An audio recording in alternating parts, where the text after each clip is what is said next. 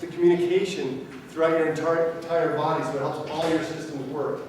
Again, 20% of total caloric intake needs to be fat. And there are good fats. Let's talk about that real quick. Bad fats, throw them out there.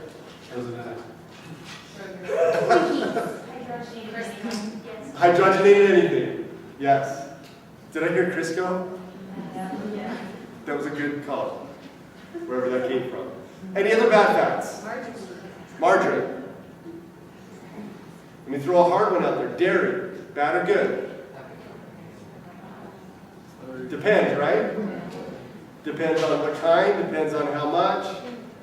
Is fat-free better for you than the regular? No.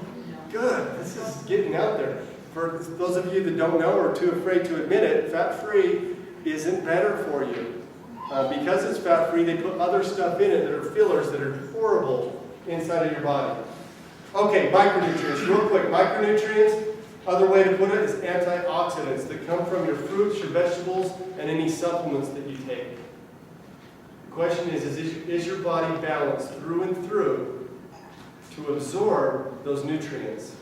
That's what you want to make sure of. There's ways to test them. There's scanners called biophotonic scanners that can test your carotenoid levels. Actually, it's the carotene levels inside of your skin.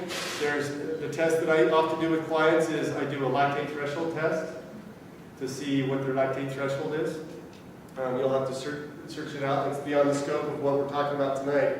But there are ways to test if you're absorbing the nutrients that's inside. VO2 max is another way. Okay, now let's look at food as balance. One of the coolest things about the body is your body has so many systems inside it that are all about balance. Take your temperature, for example. What should our temperature be when we're healthy? Who knows it? 98.6. If it goes up a little bit, at what point do you start getting delirious? Anybody know? I wouldn't call that delirious, but I'm talking like total almost out of it. 102, 103? That's when I started listening. That's when you start, okay. So you have a shallower window than most people. Some will get up to 104, 106 before they start getting way loopy. But it's not far away from 98.6. And it's rare that we would go colder than that. But what happens, at what temperature, do you know? Do we go before we experience hypothermic symptoms?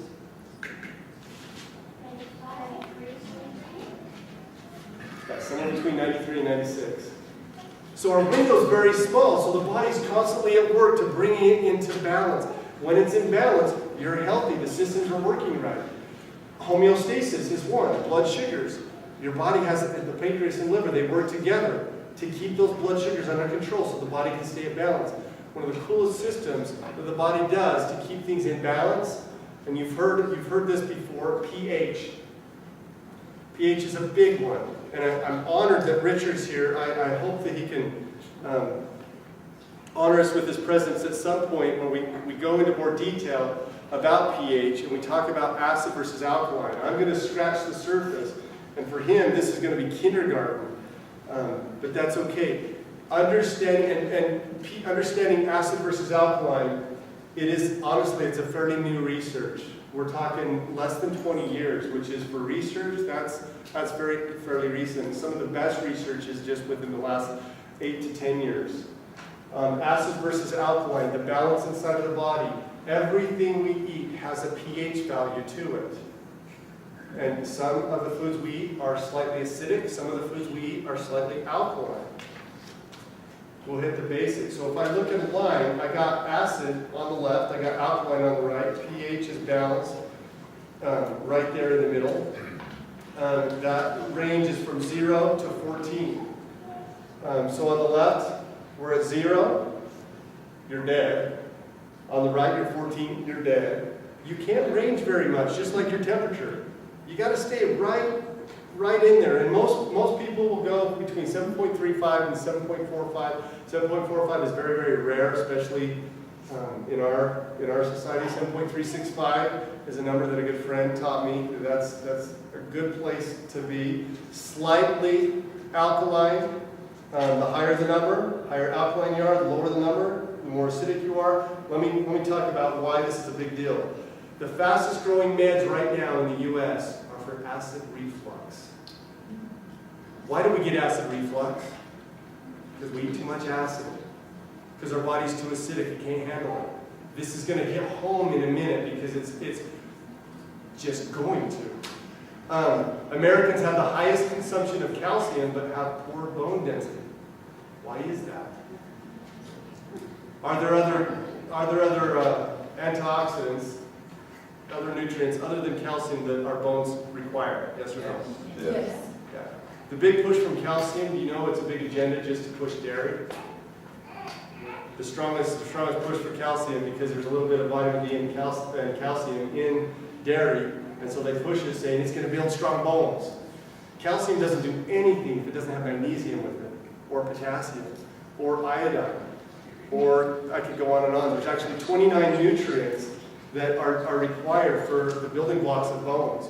And the body, if our fuel tanks switch over to muscle and bone, we just pull from those nutrients all day long. Calcium is just one of them.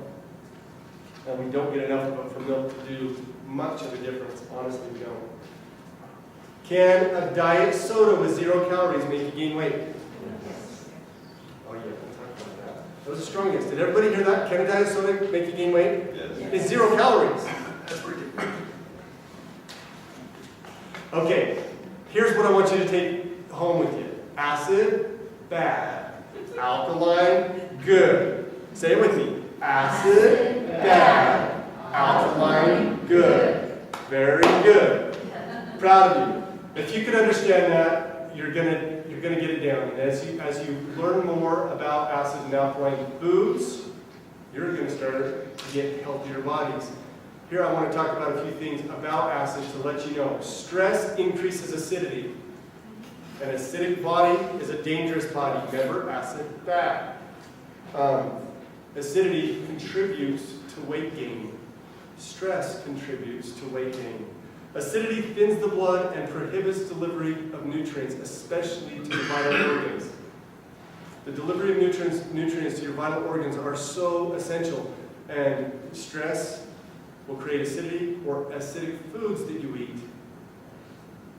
will prohibit those delivery of nutrients. Okay, all known diseases, catch this guys, all known diseases exist in a body that is only slightly acidic. Now watch this. All known diseases cannot survive in an alkaline state. Can you catch that? Can I say that with confidence? I can. Cancer. Is that a disease? Yes. That's given our culture a problem right now? So with that statement, can it survive in an alkaline state? Yes or no? No. No.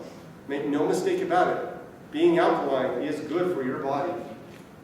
Being acidic is detrimental to your body. So, on the pH scale, here's some basics. On the alkaline state, basically, it's your fruits and veggies. I'm not talking about liquids right now, that's for another time. But fruits and veggies, primarily, they're alkaline. What's acidic? Pretty much everything else. Okay? There are some exceptions, but I want to stress the importance of those veggies and those fruits. Now, fruits have sugars in them. Are they dangerous? Are they going to make me gain weight? See, we're afraid to answer. And that's okay. It does. It depends on how many. Now, if we're down in a bushel of strawberries in the morning, putting in our shake, then that could be an issue. But fruits in general, no. No, your body needs them. They are so full of carotenoids. That's antioxidants that your body needs. And they're alkaline, especially the berries. Lemons and oranges, the citrus. Are they acidic or alkaline? Alkaline. No doubt they're alkaline. Now, by themselves, their pH is strongly acidic. But as soon as it goes into the body, mixes up with the enzymes and the digestive process, it turns into an alkaline. Actually, it's one of the best alkalines that you can get. Put lemon in your water. If you're not doing that right now, put lemon in your water and you want the pulp in your water. That pulp becomes a slow release of alkalinity through your body for quite a few hours. Lemon water. Okay, here's one thing I want to know. I couldn't break this down, I just want to read it to you. It's important to know that the pH scale, even though we're talking about going from 0 to 14, each level goes by a factor of 10, or tenfold. So read that bottom part. Most carbonated sodas have a pH of about 3, making them about 10,000 times more acidic than pure water. 10,000 times. That's a lot. Okay, acid, hold, toxins. If you're overweight, most likely you don't have a fat problem. You're just on acid. For real. Your body is slightly acidic, and actually the excess weight is your body's way of protecting you from dying, because you're so acidic that the body has a process that will push acid away from the vital organs in order to get them far enough away from your life system, from all your systems inside of your body. And now what is required is for you to get the nutrients inside of your body and get the lifestyle that will help with those nutrients to not just burn the weight, but to alkalize the body, to get it to a point where it can allow the fat to go through the liver and process out of the body.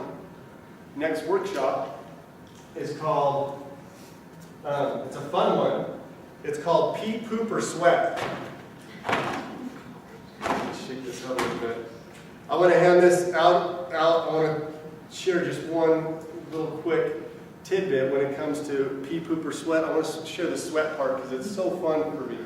Your fat will actually excrete through your body, mostly through your pee and your poop, but also through your sweat. Most people don't know that. The first 5 to 10 minutes of you sweating, sometimes 15 for some, and you're sweating, you're getting all sweaty, it's just